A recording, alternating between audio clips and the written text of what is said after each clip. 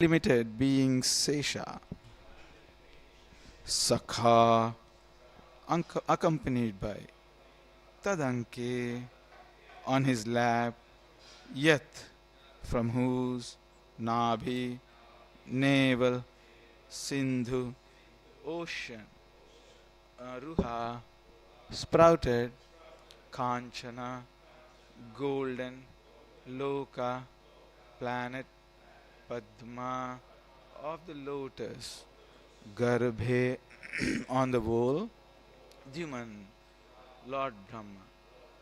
So Dyuman comes into English.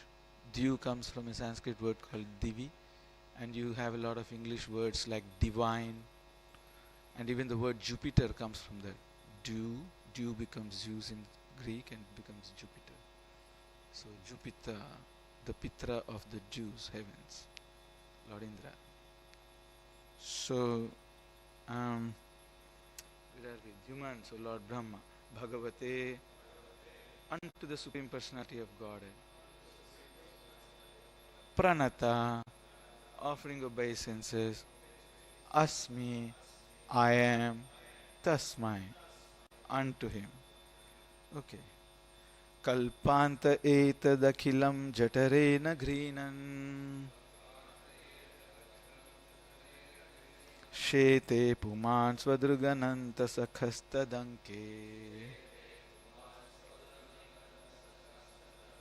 Yannabhisinduruha kanchana loka padma. Garbhe dhyuman bhagavate pranatosmi tasmai. Kalpanta etadakilam jatarena ghrinan.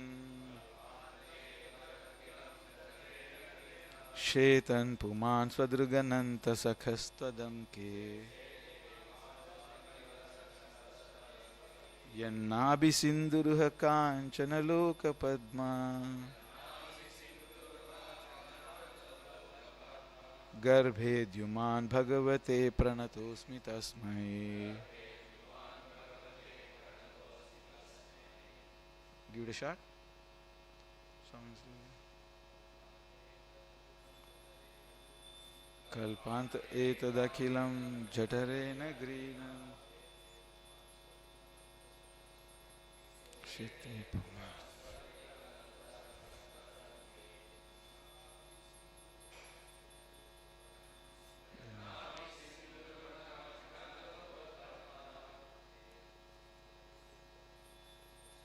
Garbhe dhyuman bhagavate pranatosmi tasmai. Kalpanta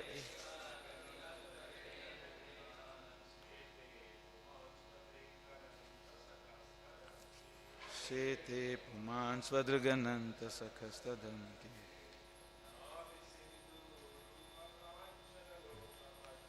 Yannabhisinduruha kanchana loka padma.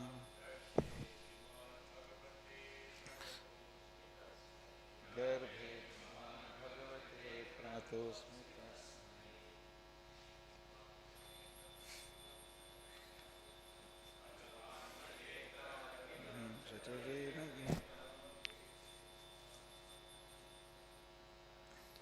Shete puman swadrugananta sakhastadam. Yannabhisinduruha kanchana loka padma. Garbhe dhyuman bhagavate pranatosmi tasmai. Ladies. Kalpanta etadakhilam jatarena ghrinan.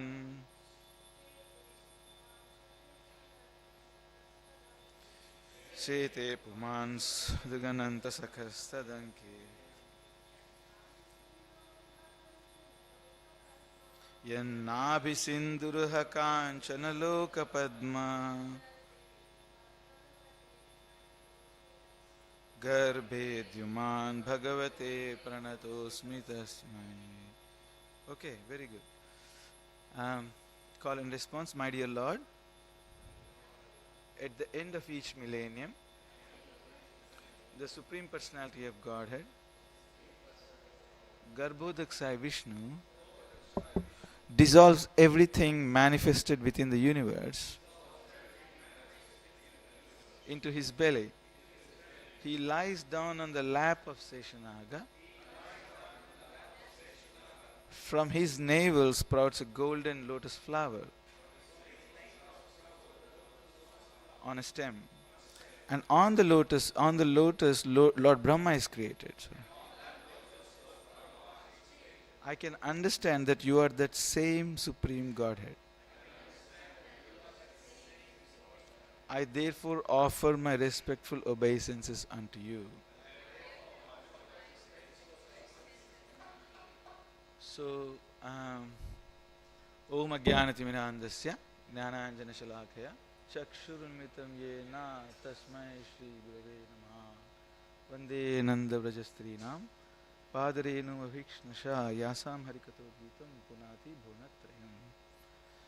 So this is quite a very standard theology that you will find in Vedic tradition. But having said that, I don't want to limit it just to the Vedic tradition. Even if you go to other traditions previously, like the Avestins or the Sumerians or even the Genesis, it is very common that the first initial part of the prayers are always dedicated to how the universe was built. Why do they do that? The reason they do that is because first we have to understand our source. I like to reduce Krishna consciousness, understanding of Krishna consciousness, to the least permissible terms first and then start building up. Because if you already come from a kind of a religious, oh, Purnamada Purnamidam, like so I like to see if I can meet you at your discourse. So let's reduce to the least permissible terms. The least permissible term for a human being, keeping all the religions and the dharmas and the Muslims and the Christians and the Hindus and all that away, the least permissible terms, the aboriginal permissible terms, is to look for a source. Forget everything. Forget religion. You want to know who our source is. It obviously looks like our mother and father, but it kind of, if it was mother and father, they're losing that potential at some part of their life. So it really couldn't be them, right? So we have to go a little beyond and start to understand where is the source. So that's why that is a common tendency to understand the source. Once we kind of inquire towards the source, then we can start to build up some, eventually on that foundation, some little theology. So that's start from the least permissible terms. That's the best way to do it. So in this case, the reason everybody does that is because everybody wants to tie back to their source. Once you understand your source, and then perhaps we can start understanding what's this big vacuum in our hearts. Do you see where I'm going from? So which is the reason there's a lot of parallels. Any prayer in Bhagavatam, invariably. So Narada's prayers, you can take Dhruva Maharaja's prayers, you can take Hamsa Guhya prayers, you can take Vasudeva prayer when Krishna just appeared, Janmashtami is coming. So Vasudeva's prayers when Krishna just comes. Before Vasudeva, then the demigods are offering prayers, the Brahma is offering prayers. So any Prithu Maharaja's prayers when he sees God, when Kardamumani sees God, the prayer, there is, you will see, there is a kind of set of pro forma that they are following. They will eventually bring a little Chatushloki into that. We call it a Chatushloki. There's 4 shlokas which explain the whole Bhagavatam. That's Chatushloki. But you will notice every time anybody is doing a prayer, they will bring those somehow circle the Chatushloki back into the Bhagavatam, into that prayers. And this is Dhruva Maharaja doing his style of Chatushloki here. Now he's trying to tell us, he actually if you notice the struggling with my voice. Anybody can flick me a lozenge if you have one. So, um, if you see, he's actually taken a quick detour. Don't worry, if it's here, it's okay. If you have to go out, don't worry. So, but if you see, you will see. But if you notice the prayers, you will see Dhruva Maharaj has actually quickly taken a little detour from what he was doing, and all of a sudden he's come into this creation. Until then he was not talking much about creation. I'll just show you. In the 13th verse he's talking about how I know the different varieties of living entities, of animals, trees, birds, reptiles. I know that there are some manifest, some unmanifest, but I have never experienced the supreme form that I behold you. So he's talking about experience. All of a sudden he reverts to this Genesis mode in these words. So he's taken us quickly onto the Genesis, the creation. And this is very common. I think I already said that 3 times. So I'll say what I mean. Prabhupada explains something very interesting when he's writing the purports to, when Vasudeva is praying, when he saw Narayana come as a little baby, Vasudeva starts praying and he does exactly the same thing. And Prabhupada gives a very interesting example. He says, why do we need to understand these things? It's kind of, a lotus flower coming out of God's navel. And God's feet are usually described as lotus feet. And his eyes are like ambujeksha, like the lotus eyes. The feet are lotus feet. His navel is like the Hrada, like the lake where the lotuses are blooming. And through that comes this golden lotus that comes out. It's also botanical. It's also, isn't it? So botanical, it's so natural.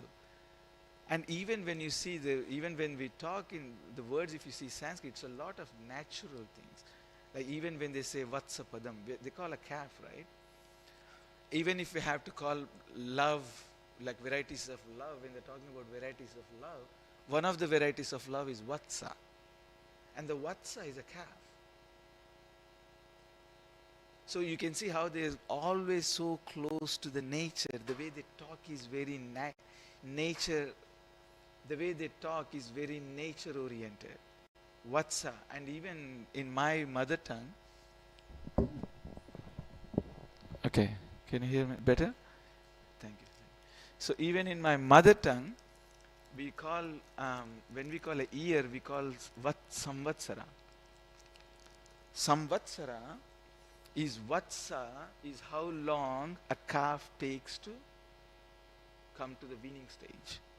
So Vatsa, even when we define a year, we have a natural calving year. That's how long a cow takes to bear a little calf in her womb and then to the point of weaning. So it's so natural. It's all lotuses. It's all ambujeksha. It's all hridanabha. It's all vatsalya prema. Vatsalya is a calf.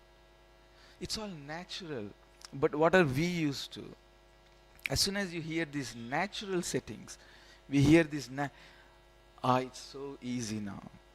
It's so easy now for sinisters, it's so easy. This is all some poetic people writing some, poems. Because they didn't have much time, they had so much time at their hands that it's also a poetic world, this aesthetic world.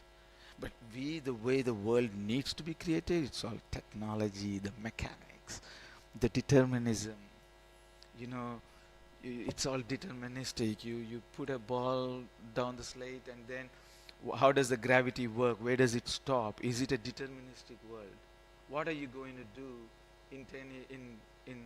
at 11 o'clock is determined by your psychology, how you grow up. Were your mother's parents together? Were they broken up? Were you abused by some pedophiles, or were you in a enchanting and charming neighborhood? It's all, Sigmund Freud, it's deterministic. But what Bhagavatam is saying by this bringing the aesthetics into the technology, there is technology, But along with the technology, Bhagavatam brings this aesthetics, this natural world. Because we don't need to so strongly depart from the nature, so strongly depart from the aesthetics. Technology is not so far away from aesthetics. Aesthetics are backing the technology, and the technology is backed by the aesthetics. Once we develop that vision, it actually happens. Most of the scientists, have you ever heard a word called eureka? Eureka. Do you know the story about that? Huh? Good, good. Though the king says to his one of his chief assistants to make a crown which is not completely unalloyed, like completely pure gold. And so I won't tell you the whole story if you already know. But nobody can do that. How can you prove that it's full gold? Nobody in those days, they didn't have the technology. So he's having a bath in the public gardens, in this public bathing place, in the nature. I forgot his name. So he sees someone jumps in the pool and the water splashes out. And he says, that's how I can prove that's pure gold. Displacement. Displacement of the water. Eureka! He hears and he's yelling in the streets, Eureka, Eureka, Eureka.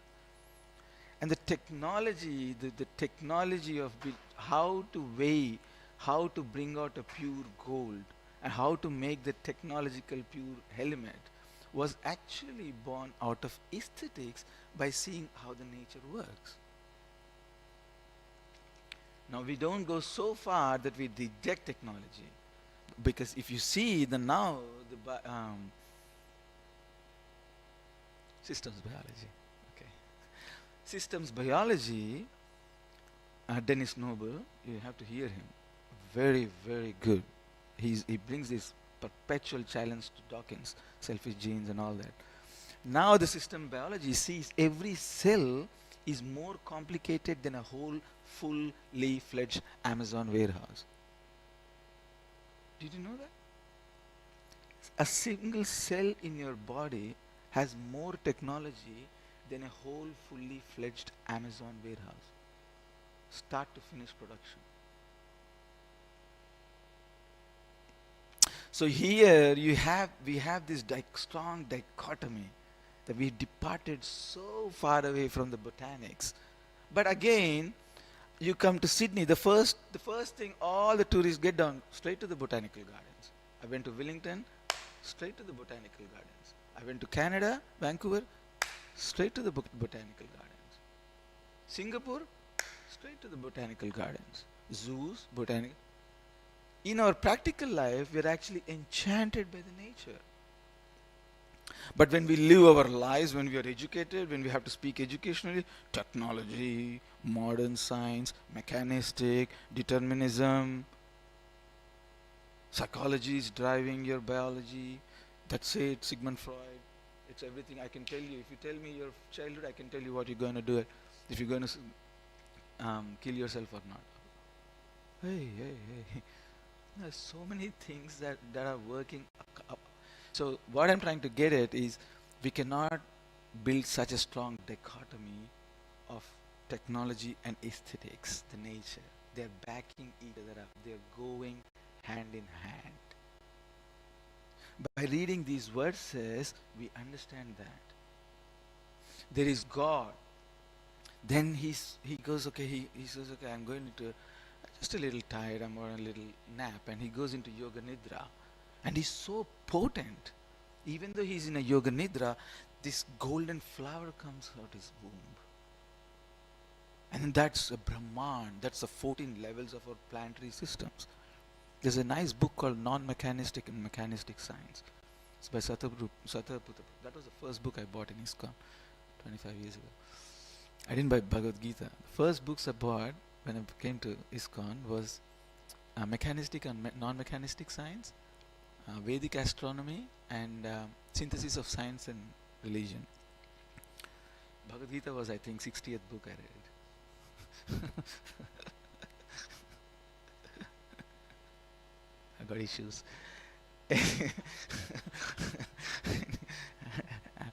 I still do. Some of you know. Kamsa I said knows almost all my issues. So anyway, where did I depart from? Where did I? Yeah, no, it's a very good book. He shows how Sataputta Prabhu goes to show how we're not so strictly mechanistic, or no, we're not so strictly non-mechanistic. The nature, the yoga karmashu kaushalam, buddhi yukto jihati ha ubhay sukrita dusukrita.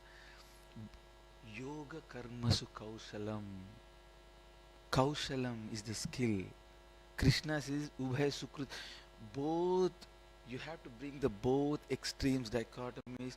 You weave it into very nice yoga, and that becomes kaushalam. That's the skill of your bhakti yoga. Nasti buddhir ayuktasya. Then he says, Nasti buddhir ayuktasya.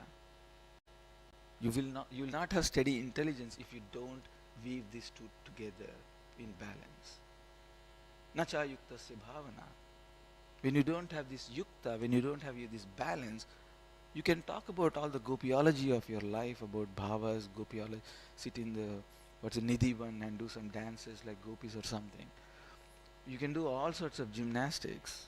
Isn't it? There's called nidhivan. There's all these people lining up. I just kept walking past.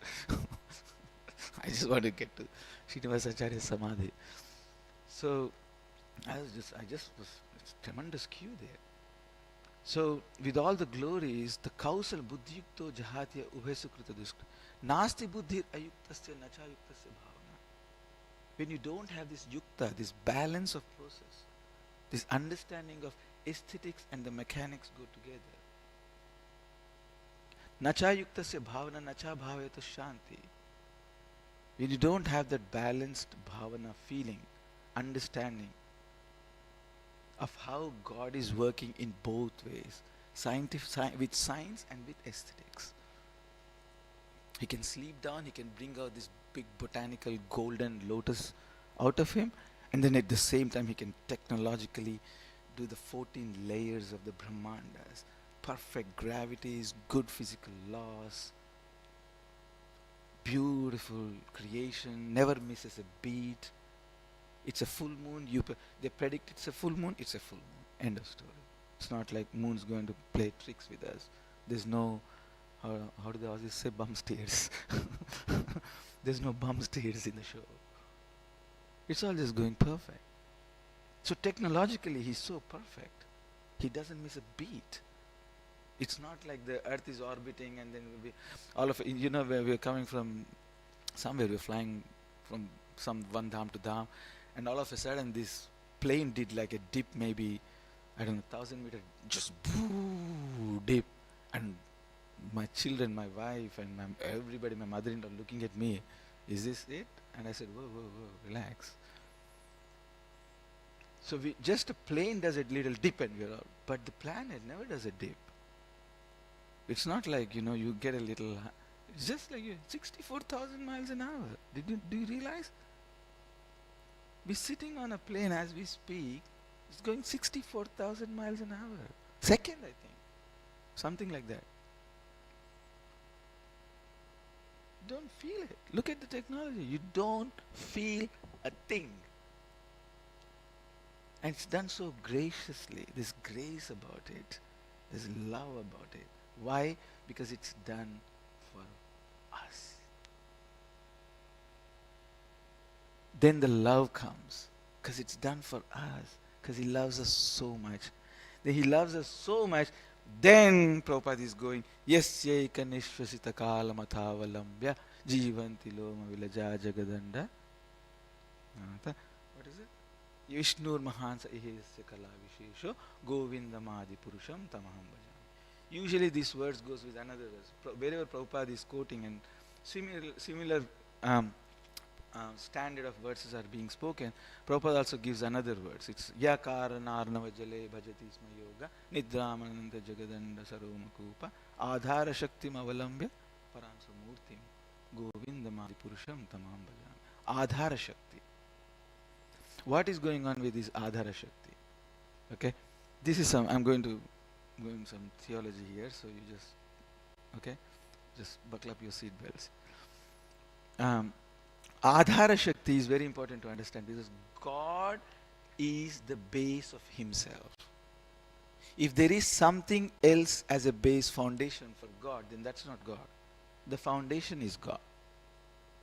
So if you keep regressing like that backwards, the buck has to stop somewhere. You cannot, there's no such thing as infinite regression. You cannot keep regressing. आप कहाँ से आए हो? Where did you come from? Your mother. Where did your mother come from? Her mother. Where did her mother come from? Her dad. Okay, where did that dad come from? His dad. The buck has to stop where Adhara Shaktim Avalambya Param Swamurtim. He is Adhara Shakti Swamurtim. Swa is his own. Sui generis. Portuguese. Spanish. Swa. All the words. Swa. Swa means he is self-dependent. That is the divine simplicity. The divine simplicity of God spoken by all the Christian theologians since 4th century AD. The divine simplicity is not that God is simple. The divine simplicity is that it's so simple. He doesn't need any other complex foundation arrangement to establish himself. He is completely independent. Swarat. Tene Brahma Hridaya Adikavaya. So Abhigna Swarat. He is self-dependent. If there is something else that God is dependent, that becomes a foundation of God, that's not God. If there's multiple gods, nobody is God. Because they cannot say I am God. So this is this is very, very important to understand. How does this, okay, now someone may say, okay, Radhika Prasad, thanks for your nice yoga karma sukausalam. Thanks for the ingenious way that you are trying to balance all the the mechanics and the non-mechanics and the aesthetics and the natural world part of the world. Okay, enough of your BI Bhaktivedanta Institute. Okay, what does that have to do with the price of tea in China? It's a saying. What does that have to do with anything in my life? How does that affect my life? How does this affect this world? Understanding that there is this God who is, as a Garbhodakshaya Vishnu, he nicely tadanka on his own extension of Sesha. He doesn't need massage chairs. He's getting a nice massage as he's lying. And then this golden lotus comes out. And then Brahma, the creator, comes out. Right? And then you will see this is natural. Then usually the prayers go, you are inside but you are outside. We are affected by the gunas, but you are not affected by the gunas. Anybody who sees gunas as whole in whole, he is a Buddha, Mudha. But you, on the other hand, you are the originator of all the gunas. Maya Dhyakshena Prakriti Suyate Sacharacharam. This all just tailored, a standard rhythm going on. Now you go say, okay, what does that have to do with us in our lives to this planet? It affects every single person of us, how we conduct our life, depending on how we understand the creation. If we understand creation, that there is no God, it's just avyaktadini bhutani vyaktamadhyani bharata avyaktani dhananyeva tatra ka paridevana. Krishna says to Arjuna, okay, I'll agree your point. Avyaktadini bhutani. There's nothingness. Yeah? Anyadevahar sambhavat, anyadahura sambhavat. Ishopanishad. Andham tama pravishanti, ye sambhutim pasate, tato bhuyevate tama, yo sambhutyayam rata. So let's say there is nothingness before. And we just come here now. And there is nothingness afterwards. Still, what's your problem, Arjuna? Krishna says. Jatasya hidror mutyam dhruvam jamnamutasya cha tasmate pariyardhyate natvam sochitum ardhasi. Even from a humanistic point of view, say we came from nothingness. Say we are going into nothingness. It's just what is that? Non-equilibrium, non-fluctuation equilibrium. Just at a little moment, it just happens to be a balance. Okay, let's accept that. But still, Arjuna, you have a duty from humanistics. Tasmada pariharyate natvam sochitum ardhasi. You can't run away from even humanism point of view. So what does this have to do? Everything, how we understand the creation, how we understand the source of creation, how we understand the purpose of the creation, how we understand the causes of this creation, the efficient cause, the material cause, the formal cause, the final cause. How you understand all these causes will invariably affect how you are going to behave on this planet and what you are going to do to this planet. I'll give you two examples. If you don't believe me, I'll give you two examples. Say you have, I won't name the religion, but there is one, this chronic Middle Eastern religion. It's a complete departed. God cannot be anywhere part of this world. He is so transcendental. He's so, even bringing God into this world is like the sin that will put you eternally in hell. Okay, we have this religion. I think you know which I'm talking about. And you have this one. So it is so, you cannot even, like you know how we do on Janmashtami, we're doing all this, children are coming and doing Janmashtami.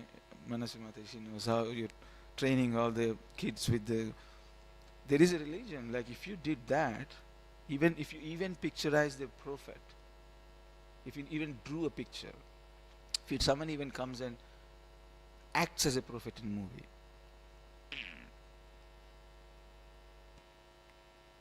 your lifespan is reduced to 45 minutes, if not 45 seconds. Because they're so transcendental. They cannot be anything in the world. But here, Garbhodaksha Vishnu, although he's giving birth to the world, as Kshirodaksha Vishnu, he's always maintaining. So this is a different understanding. Now when you see this understanding, now you have a sacred planet. When you have this departed mentality that God has nothing to do with this world, then what are the option you left with? Thrash this planet. Fist punch it. Get much as you can do out of this. What happens afterwards? Who cares? God's got nothing to do with this world anyway. Oh, this, 20 million turkeys went on the barbecue for Christmas. So what? Like, who cares? This plastic ocean, this plastic islands in the ocean, the Great Barrier is destroying. Who cares? Because we are so transcendental.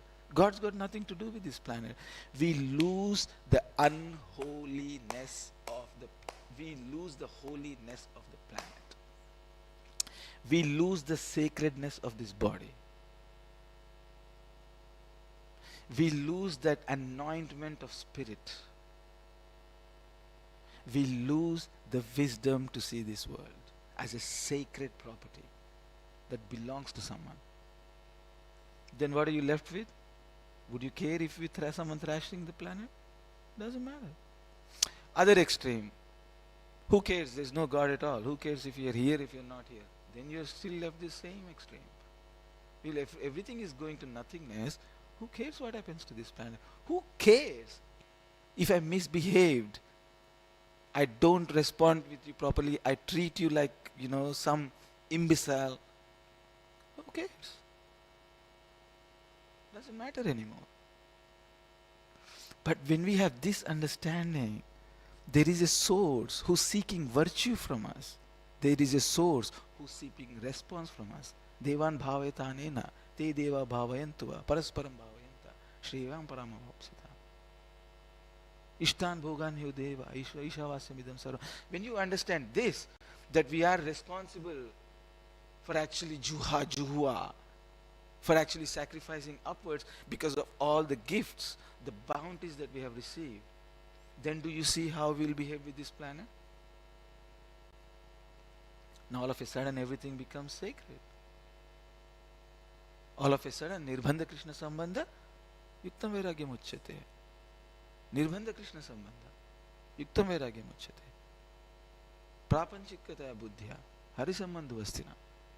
Everything, Hari Sambandha Vastina. Everything is related to Hari. Mukshu Parityagi. Rejecting. Vairagyam Phalgu Katyate. Weak-minded mistakes that reject But on the other hand, nirbandha Krishna sambandha yuktam vairagyam uchyate.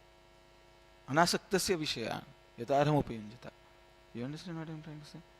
So the mentality, the way how we see this world is created, the way how we see our source, the way how we see our destination impacts the way we deal with each other as human beings, impacts the way how we deal with each other as countries, impacts the way how we deal with each other as religions, impacts the way how we deal with each other as ashrams. It's not anymore dichotomy. We're all working for the same purpose. Grihasthas or brahmacharis or vanaprastha or sannyasi. We're all working for the same end, Krishna Bhakti. Who cares which ashram we are? So when we understand the origin, how we understand the origin, how we understand the purpose of this creation and purpose of the life is every day impacting how we relate to this planet, how we relate to each other, how we relate to each other as countries, religions, genders, races, ethnicities, every single sexes, every single thing matters.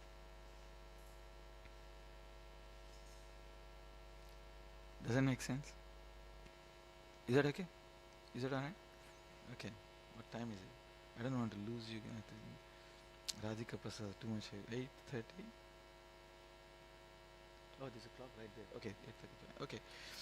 So,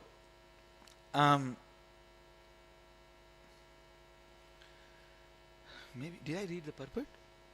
Oh, I didn't. Okay, see. So I'm not going to charge you extra. This is free of cost. I'm going to read the purport. Yeah. Dhruva Maharaj's understanding of the Supreme Personality of Godhead is complete.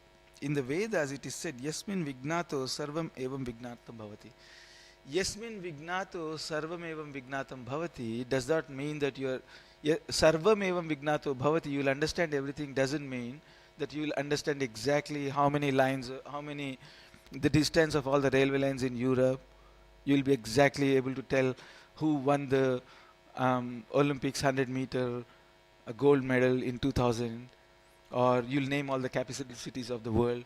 That's not what it means by Sarvam Evam Vignatam. Yasmin Vignatam Sarvam Evam Vignatam Bhavati means understanding that the cause of everything is this Garbhodakshaya Vishnu. That is Yasmin Vignate Sarvam Vignatam Bhavati. It doesn't mean that you'll go to Chaser's War and you'll win like $1 million. You'll go to Who Wants to Become a Millionaire or some show. And now I know that Vishnu, shoot me some questions. You know, what is the distance of all the railway lines in India? Oh, 64,464. Oh, yeah, you win $50,000 today. That's not what it means. Yasmin Vignate Sarvam Evam Vignatam Bhavati means by understanding Vishnu, you understanding that he is the cause of everything. You understand the cause and the results. You understand the causes and you understand the consequences. That's what it means by Yasmin Vignato Sarvam Evam Vignatam Bhavati. Is that okay? So, yeah, so far so good? Okay. Knowledge received through transcendental causeless mercy of Lord is so perfect that by that knowledge the devotee becomes acquainted with the different manifestations of the Lord. Lord Kshirodakshaya Vishnu was present before Dhruva Maharaj, who couldn't also understand the Lord's two other forms, who could also understand the Lord's two other forms, namely Garbhodakshaya Vishnu and Karnodakshaya Vishnu. Regarding Mahavishnu, it is stated in Brahma Samhita, Yasyaika Nishvasita Kalamathavalambya Jivanti Loma Vilaja Jagadandanatha Vishnur Mahansa Iha Yasya Kala Vishesho Govindamadi Purusham Tamaham Bhajami. At the end of each and every millennium, when all the material worlds are dissolved, everything enters the body of Garbhodakshaya Vishnu, who is lying on the lap of Seshanaga, another form of Lord. Those who are not devotees cannot understand these different forms of Vishnu and their positions in regard to creation. forms of Vishnu and their positions in regard to the creation. Sometimes atheists argue, how can a flower stem sprout from the navel of Garbhodakshaya Vishnu? They consider all these statements of the Shastras to be stories. Well, that's very, actually, Prabhupada mentioned so many times, it's actually very easy to understand.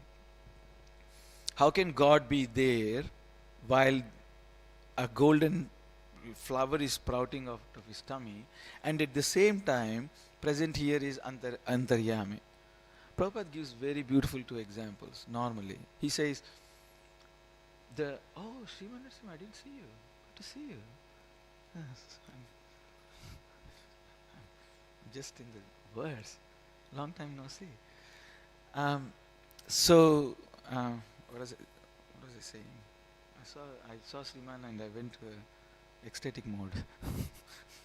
I was reading something, 14th verse, isn't it? How can So how can God be there lying down and this golden flower sprouts out of his nabi, and at the same time God is everywhere? It's very actually simple. You already read so many times. It's a very simple example Vaishnavacharyas give. The sun is over all our heads. I can say sun is on my head. You can say sun is on your head. Yeah. Sriman Narasimha, he can say sun is on his head. Every one of us can say, Manasvi Mataji can say sun is on my head. Every one of us can say sun is on my head. But sun is one. He can be there and he can also be in our present. The another really ingenious example that I like that Prabhupada gives, I don't know if you ever paid attention. This is ingenious. This is Prabhupada at his best. The ingenious example that he gives is, even consider your own body. He says, your body is made of earth, water, fire, ether, and da da da da, right? Bhumi, Rapo, Anlo, Vayu, yada yada. Yeah, you know all that. I don't want to do all the Sanskrit in front of you. So, but at the same time, your body is made of that, but at the same time, the same earth is always present outside us. The same ether is always present outside us. The same fire is present outside us. The same water is present outside us. So the body is made of dust to dust, ashes to ashes. Lord gives it, thy gives it, thy takes it away. Yeah? Bible. So, sorry, give me a little Bible there. That's what they read at funerals. Invariably, at funerals, that's what Christians read. Dust to dust, ashes to ashes. Thy gives it, thy takes it away. That gives them solace. God gave it, God took it away. So why are you grieving? Kind of thing. So we are made of all this dust, water, ether, air, and da da da da. And then, but at the same time, all these elements are also simultaneously present outside, intact. The earth is there intact. Just because you were made of earth doesn't mean there's any damage to earth. Just because you were 80% of your body is liquids, right? Did I get that right? I think so. 80% of the body, they say, is all fluids. So, but all the liquids outside are intact. The Ganga is still flowing. It's not like because you made of water, the Ganga has stopped. As soon as Ishwareshwar Das took birth, it's not like Ganga stopped there. Ganga is still flowing, intact. So you have ether in you because you're hearing sounds. That doesn't mean the ether outside has disappeared. So in this, this is only Prabhupada can do this. Only Prabhupada can do this. Just an absolute genius. He brings you down to these least permissible terms. That if in simple matters like us, just our gross body, the earth, we are made of earth, but earth remains outside. We are made of liquids, but the liquid intactly is outside. We are made of ether, but the ether intactly outside. We are made of fire, but still the earth is going. One camphor and the earth, boom, abracadabra. It's not like everything has stopped because you are made of the five bhutas, Manashashtan and Indriyani. So he's saying, why is it so hard to understand that God can be in his position and still, as Kshirodakshaya Vishnu, he's still able to function and manage this universe. Why is it so hard to understand? Why? But why? Because we have something called prejudice against God. We have a prejudice, inbuilt, innate, seeded prejudice for God. We have bias. And the whole bhakti process is to work on that bias we have against Radha Krishna. Sometimes I could be sitting in this, garland and all the dhoti and all the shebang. But the innate prejudice against God, why can't he do it? If we can do it, so many mystical things that we are doing, why can't God do these mystical things? Does it make sense? Is it okay? So I'll just finish with one last point. Oh, we have some time. So, are you bored, or you want me to read a remaining purport? Or I just feel like I might have bored you to death or something. You good? So far, you still with me? Yeah. Okay. I'm sorry, guys. I just bring all sorts of things. Okay. So, at the end of each, those who are not devotees can, I think I did that. How can some people ask, how can a flower come out of Garbhodakshaya Vishnu and he can stay here at the same? They consider all the statements of the Shastras to be stories. Yeah, that's what I was speaking earlier. Just if you can just, pack them all into mythology, just pack them all into some aboriginal, base instinctive aboriginal stories, then we are free to roam around with our technologies. We are sweet to depart from God, and then who cares how I treat you? Who cares how you treat me? Or who cares if people rape each other, kill each other, pedophiles hanging out in a quarter of the planet, roaming around, pedophiles roaming around in schools? Who cares? So that's the departure. Okay, so as a result of their inexperience in this absolute truth, their reluctance to accept authority, they become more and more atheistic. They cannot understand the Supreme Personality of Godhead. But a devotee like Dhruva Maharaj, by the grace of Lord, knows all the manifestations of the Lord and their different positions. It is said that anyone who even has a little of the Lord's grace can understand his glories. Athapite deva padambujadvaya prasada leshanugrihita evai janati tattvam bhagavan mahimno. Very good. Nachanya ekopi chiram.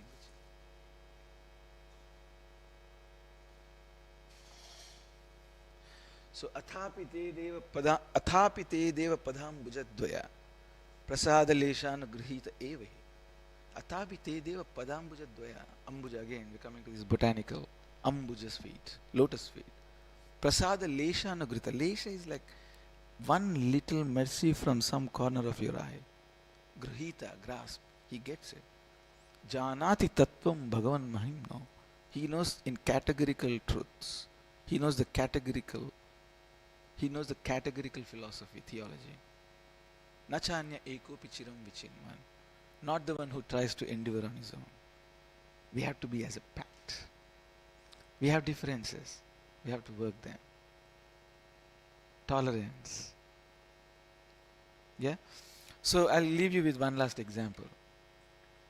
Why does Bhagavatam keep saying again and again and again and again and again and again and again that God is beyond our God is beyond our senses, God is beyond our senses, God is beyond our senses, God is beyond our senses? Simple example. For example, you have your eyes, I have my eyes. It is a sense, but I cannot use my eyes to eat. The eating process is beyond the faculty of the eyes. Say you sing a nice song. The hearing faculty is beyond my eyes' capacity. So there's always, even within our senses, there's always some perception which is beyond one sense's capacity. In the same way, perceiving God as a conceptual, as a principle, is beyond the senses of our body. Just as eating is beyond the faculty of an eye, or seeing is beyond the faculty of your tongue. In the same way, collectively speaking of the senses, perceiving God is beyond the faculty of our senses. Please understand, sirs and madams. Perceiving God is beyond the faculty of our senses. It is not made for it. It's like trying to put a square, like a square peg into a round hole. You try to put a square peg in a round hole, you wonder why it's not going, why it doesn't fit. It's like trying a square peg in a round hole, or a round peg in a square hole. Doesn't go.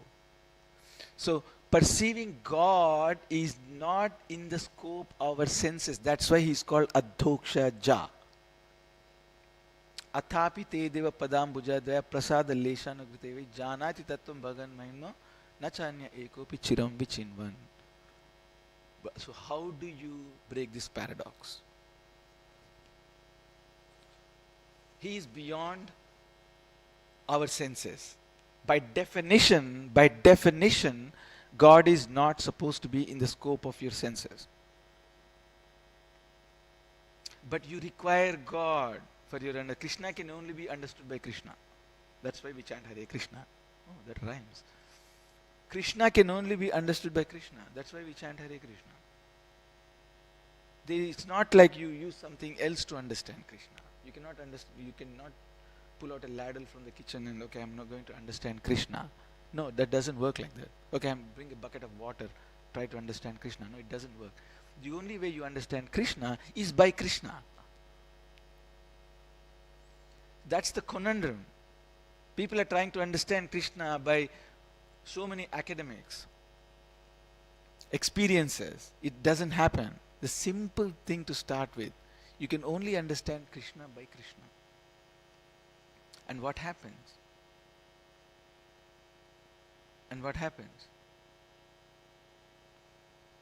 Swayameva spuratyada. Atha Sri Krishna namadi. Atha Sri Krishna namadi na bhavet grahyam indriyai. Sevon mukhehi jivvado swayameva spuratyada. He becomes self-evident. He rises into your perception. It is so clear, you won't be able to deny anymore. It's like when the sun comes out. If you say the sun is, if I show you a sun with a candle, you say, what a stupid. Wouldn't you? If I take you out there, I put a candle and say, hey Ishwara Ishwarada, Sriman Narsima, I'm going to show you something amazing. Oh really? And you both come out. And I put a candle and I say, see, there is sun.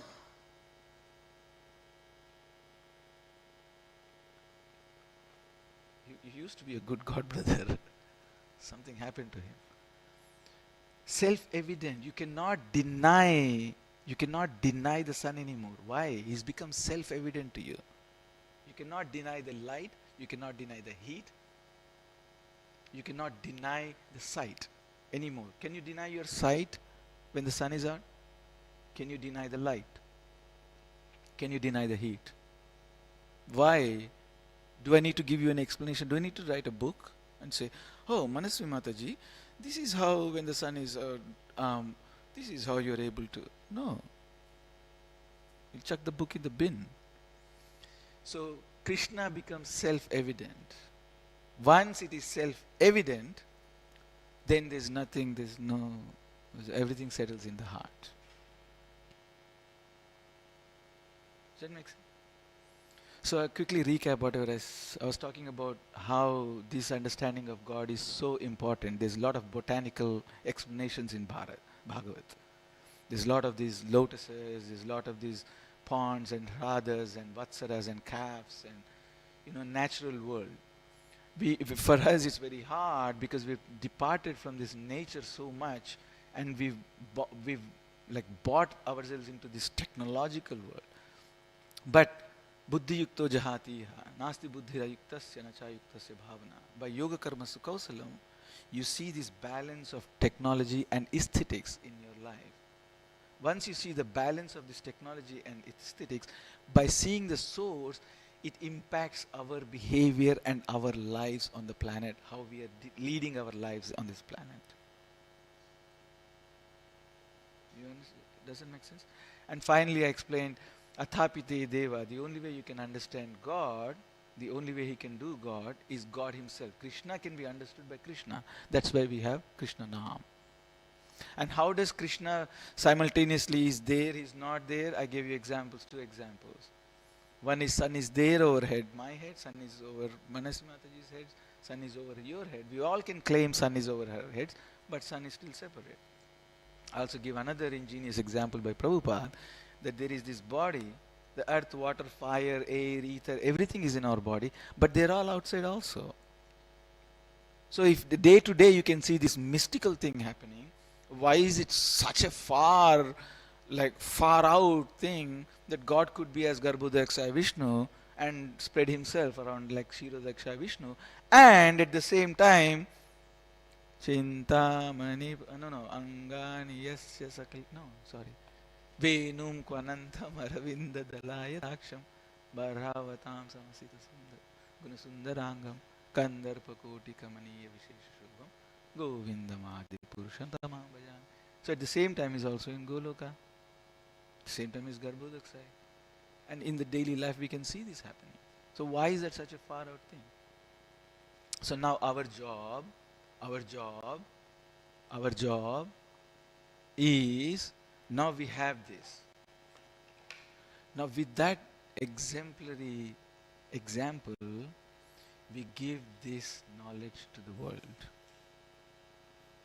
We don't thump it down, like shove it down their throats as a religious doctrine. We don't shove it up under the throat as some religious dogma. We have to connect to them. Don't label this outside world with our beautiful names like, in Maya, in Karma, in Karmis.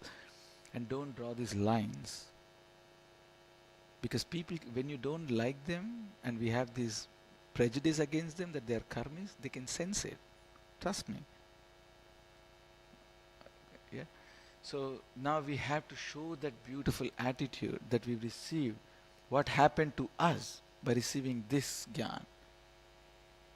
And they see us and they say, oh, I want to be like that. You can ask Meera. How many times people get, a million, thousands of times, Meera is here, you can ask her. How many times did they get a book and say, can I give you a hug? How many times?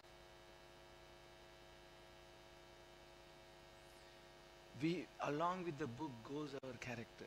Along with the book goes our sweetness. Along with the book goes our charm. Along with the book goes our enchantment.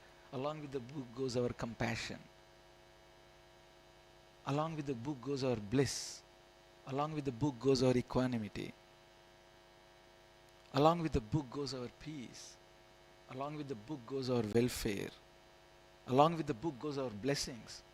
Along with the book goes our prayers. Along with the book goes our wishes. I can keep going on and on. These many things have to go when we are on Sankirtan. That's Param Vijayate Sri Krishna Sankirtanam. So that's how many things has to go along with our chanting. That's how many things has to go along with the books. Okay? Is it okay? So who's with me on this journey? How many show of hands? Thank you very much. Thanks for coming. Sorry my classes could be a little boring and a little tiring. But yeah, like I said, I'll get through you. It's a little bumpy ride. The pilot comes and goes, the weather is a little turbulent outside. Could you please buckle up your seat belts? But we're hoping that we'll get you through. And you should be reaching Sydney by, as scheduled, by 9 o'clock. Oh, 9 o'clock. There you go. So, happy days. Any question? I'm happy to take any questions or comments or corrections or slap on the wrist or what the hell did you talk, Radhika Prasad? But one thing you can ask us, Hare Krishnas, is refunds. We don't do refunds here. We've lost the machine to give refunds. So if you didn't like the class, please don't go and ask for refunds. Yeah? Any questions, comments?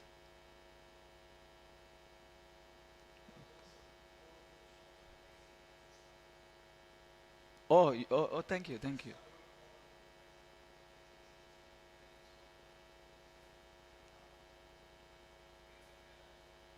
Oh, thank you very much.